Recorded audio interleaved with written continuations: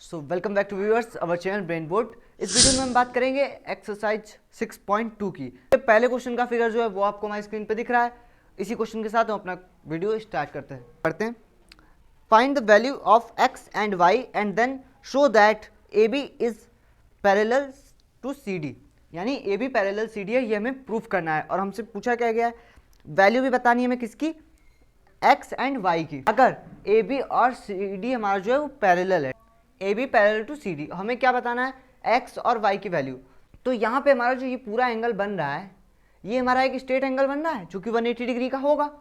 और कौन से दो एंगल से मिलकर हमारा ये एंगल बन रहा है, एंगल एक्स प्लस एंगल जो 50 डिग्री का है, ये दोनों मिलकर क्या बन रहा है हमारा 180 डिग्री। रैखिक होने की वजह से हमारा x plus y 50 degree is equal to 180 degree होगा। तो यहाँ से हमें एक्स की वैल्यू पता चल जाएगी, क्योंकि हमारा जो 50 डिग्री इधर प्लस का, इधर आएगा माइनस का हो जाएगा। तो एक्स इज इक्वल टू कितना हो गया, 180 degree minus 50 degree. So x की वैल्यू कितनी आ गई, x is equal to 130 degree. ये हमारी एक्स की वैल्यू पता चल गई। और हमें क्या बताना है, हमें तो वाई की वैल्यू भी निकालनी है। तो वाई के लिए हम लोग देखते हैं फिगर में हम लोग कैसे निकालेंगे। ये बताइए, हम लोग को पता है कि ये जो होते हैं हमारे अल्टरनेट एंगल्स यानी एकांतर कोण, वो हमारे बराबर होते हैं। तो यहाँ पे जो एक्स की वैल्यू होगी और यहाँ पे जो वाई की है, वो दोनों बराबर होगी। X is equal to y हमारा क्यों होगा, क्योंकि हमें पता है जो हमारे अल्टरनेट एंगल्स होते हैं वो हमारे बराबर होते हैं। अल्टरनेट एंगल हमारे बराबर होते हैं, ठीक है। तो x की वैल्यू हमारी थी कितनी, 130 डिग्री।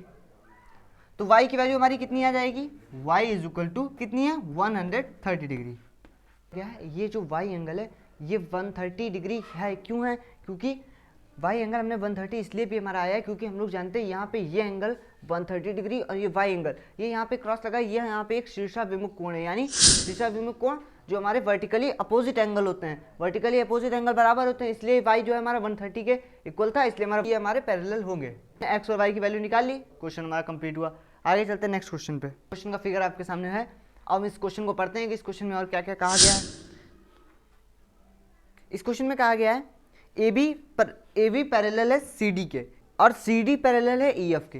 हमें बताना है y और z का हमें रेशियो भी दिया गया है। y ratio z is equal to 3:7 दिया गया है। और हमें बताया गया है कि ए बी पैरेलल है सी डी के, A B parallel C D. और क्या कहा गया है, सी डी पैरेलल किसके, ई एफ के। ये दो चीजें हमें बताई, इन दो को हम लोग बना लेते हैं इक्वेशन। ये हमारी हो गई पहली इक्वेशन, ये हमारी हो गई दूसरी इक्वेशन। कि अगर ए बी सी डी के पैरेलल है और ये सी डी ई एफ के पैरेलल है, तो ये जो ए बी है वो भी ई एफ के पैरेलल होगी। क्वेश्चन फर्स्ट और सेकंड से हम लोग क्या कह सकते हैं कि ए बी पैरेलल है ई एफ के, x is equal to z है। अब हमें बताइए यहाँ पे जो हमारे एक्स और वाई एंगल है, इन दोनों का सम हमारा जो है वो हमारा 180 होगा। क्यों होगा, क्योंकि ये दोनों जो हमारे same side alternate interior angles हैं।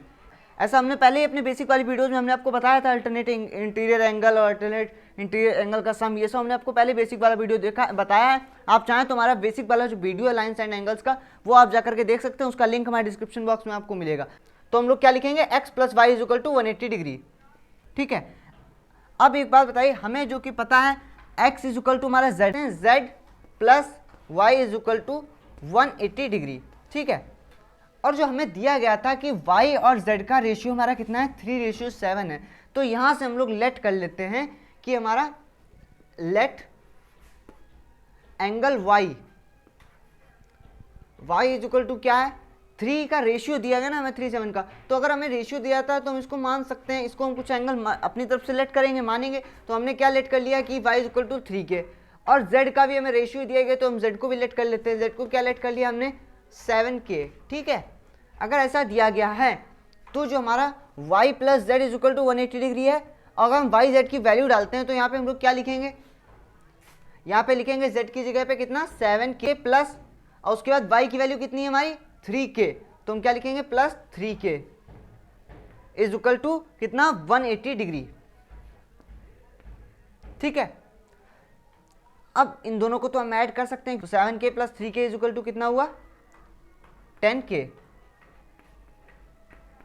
Is equal to 180 degree. अब k की वैल्यू कितनी आएगी, के तो यहीं पे रहेगा, लेकिन जो 10 इसके साथ मल्टीप्लाई में था वो इधर आ गया डिवाइड में, तो इसको क्या लिखेंगे 180 upon k is equal to 18 degree. y कितना है, क्योंकि y इज इक्वल टू हमारा 3 के था तो हम लिख लेते हैं y is equal to 3 into k था ना k। अब k की वैल्यू हमारी कितनी है 3 इंटू 18 डिग्री, ये 18 लिखा है सॉरी 180 जैसा लग रहा है 18 डिग्री, ठीक है। अब 18 3 कितना होता है हमें पता है, 18 3 54, तो ये आ गया 54 डिग्री किसकी y की वैल्यू। और z कितना है 7 के,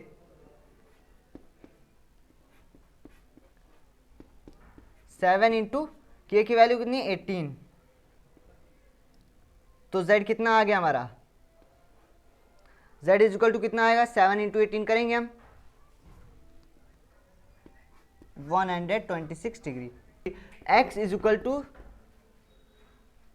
z है और z की वैल्यू कितनी है 126 डिग्री, तो x की वैल्यू कितनी आ गई 126 डिग्री। तो चलते हैं हमारे थर्ड क्वेश्चन की तरफ। थर्ड क्वेश्चन का फिगर आपको दिख रहा होगा हमारे ग्रीन स्क्रीन पर। इस फिगर के बारे में आपको सारी इन्फॉर्मेशन बताते हैं।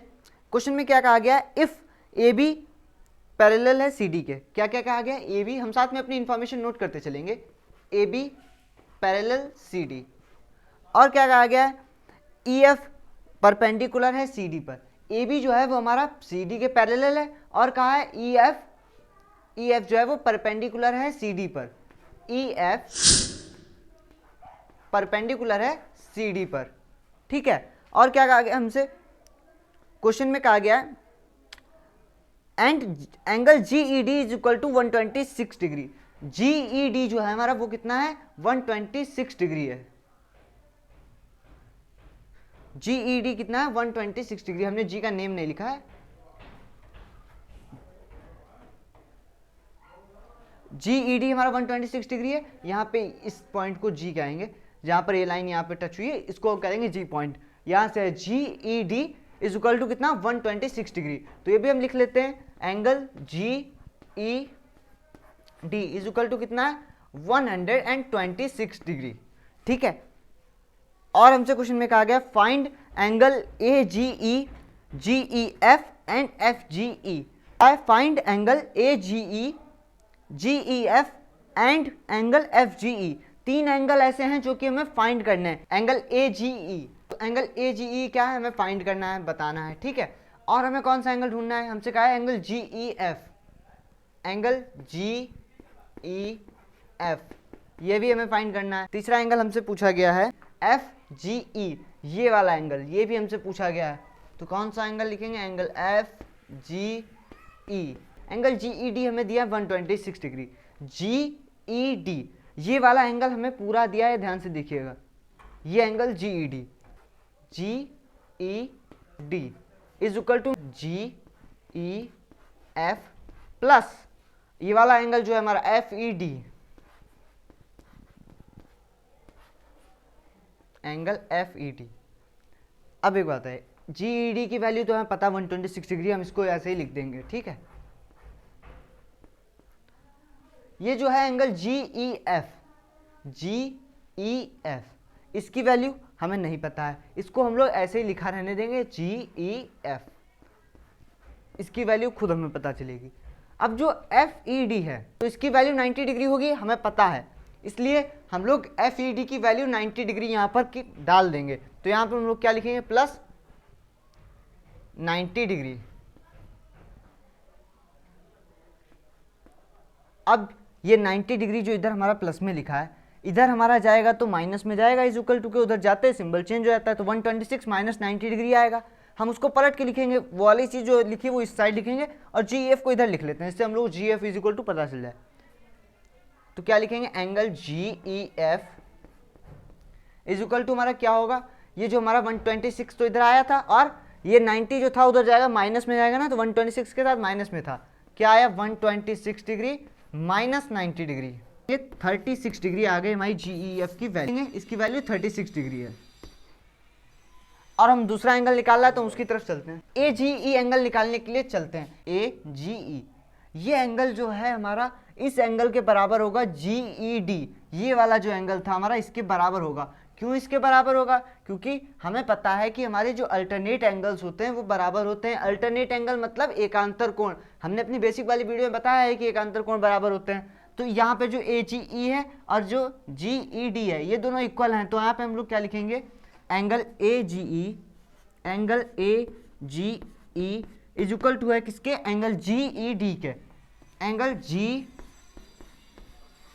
GED की वैल्यू तो हमें पहले से पता है कितनी है, 126 डिग्री। तो क्या यहाँ पे आ गया AGE तो ऐसे ही है, लेकिन GED की वैल्यू हमें पता है 126 डिग्री, तो हमने 126 डिग्री यहाँ पे वैल्यू डाल दी, तो हमारा आ गया angle AGE is equal to 126 degree. FGE निकालते हैं हम लोग, AGE प्लस एंगल कौन सा, FGE, angle FGE is equal to 180 degree. ठीक है, और ऐसा क्यों, हम लोग ब्रैकेट में चाहें तो नीचे लिख सकते हैं कि स्ट्रेट लाइन, क्योंकि स्ट्रेट लाइन पे बना एंगल 180 डिग्री का होता है, इसलिए हमने ऐसा लिखा है। अब हम लोग यहाँ पे वैल्यू डाल देते हैं। AGE की वैल्यू हमें पता है 126 डिग्री, तो क्या लिखेंगे 126 degree plus angle FGE is equal to 180 degree. अब ये 126 डिग्री इधर प्लस का है, उधर जाएगा माइनस में, तो क्या आ गया एंगल FGE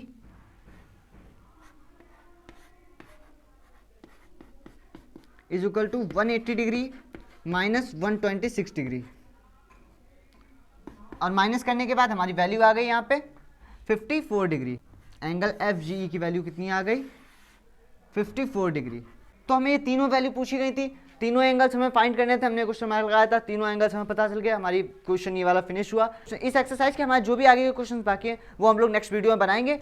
आगे के वीडियोस के लिए हमारे चैनल को आप सब्सक्राइब करें, इससे आपको आगे के जो भी क्वेश्चन हम सॉल्व करेंगे आपके उसके पास पहुंचेगा। आप बेल आइकन को जरूर प्रेस करें, इससे आपको नोटिफिकेशन उसका तुरंत मिलेगा। और आपको अगर वीडियो अच्छा लगा हो तो आप इसको दोस्तों के साथ शेयर कीजिए, और आपको अगर डाउट है क्वेश्चंस में तो उसके लिए आप कमेंट करके हमसे पूछ सकते हैं।